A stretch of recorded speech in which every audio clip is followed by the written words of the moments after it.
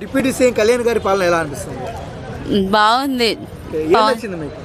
అంటే ఆయన ప్రజల్లోకి వచ్చి తన అంతు శక్తి తన ఎలా ఉండాలి, ఇండ్లు వాకిలి అన్నీ వదిలేసి ఆయన ఫ్యామిలీని వదిలేసి ప్రజల కోసం ఏదో చేయాలి అన్న తాపత్రం తనకు ఉండడం వల్ల ఇప్పుడు డిప్యూటీ సీఎం అయి ఒక స్టేజ్లో నిలబడినాడంటే అది ఆయన కష్టం వల్లే కదా.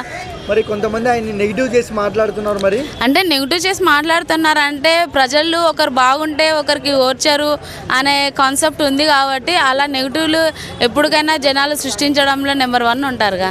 ప్రజలు పెట్టుకున్న నమ్మకాన్ని నిలబెట్టుకుంటారు కళ్యాణ్. 100% పవన్ కళ్యాణ్ ఆ హోప్ని మాత్రం వదిలిపెట్టాడు.